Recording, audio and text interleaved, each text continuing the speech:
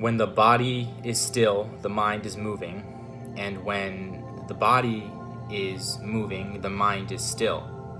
And what that means, for example, is that if I go for a run, if I'm doing some sort of exercise, some sort of physical activity, most likely my mind will be stimulated less. It will be able to wander less because I need to be present. I need to be focusing on the task at hand or whatever I'm doing.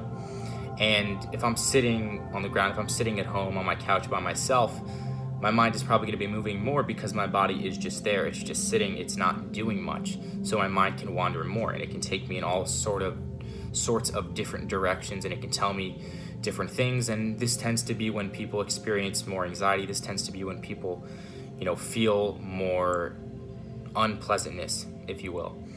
And I don't think that we should always necessarily go do something physical to stimulate our body so we can think less, because at the end of the day, if we have an issue with what's going on in our mind and the thoughts that we're having, I think that that's something that we have to resolve, or that we don't have to resolve, but I think that it's a great thing and very valuable and meaningful to become comfortable with your own company, to become comfortable with yourself, because there's nothing wrong with being alone.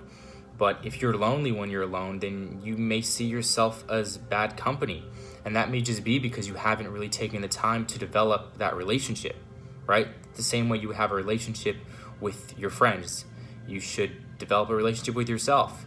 And so I've spent a lot of time with myself, and you really open up a dialogue. You start to talk to yourself rather than listening to yourself, because so often when we're just by ourselves, we don't want to hear the thoughts that our mind is telling us. We don't want to just sit there and listen. And it can be really unhealthy. It can be painful to sit there and feel these ways that we don't want to feel.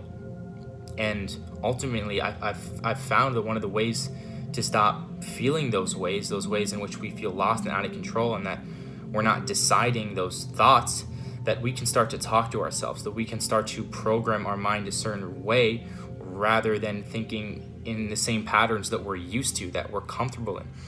Because sometimes it's easier to feel these ways that we don't want to feel anxiety, to feel unaccepted, to feel unworthy, to feel whatever it may feel, because it's comfortable. But if we can step into the present, if we can step into the unknown, if we can start to talk to yourself, right? Literally talk to yourself and say, how are you feeling? And who knows, you may start having a conversation with yourself out loud. As crazy as it sounds, I do it all the time. And you can say, I feel grateful. I feel grateful. And you say it over and over again, and you start to feel it. I feel loved. I feel loved. And you say it over and over again. And just as anything, the practice ends up becoming your state of reality, your state of being. So without going on a rant for too long, I hope that was helpful. And, just remember that you don't have to be the victim to your mind. You don't have to be the victim to your thoughts.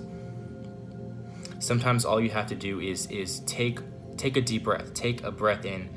Specifically, I know that taking 2 breaths in through your nose can be very, very helpful. If you do it 3 to 4 times, I've heard it can, reset your physiology. I don't know the exact science behind it.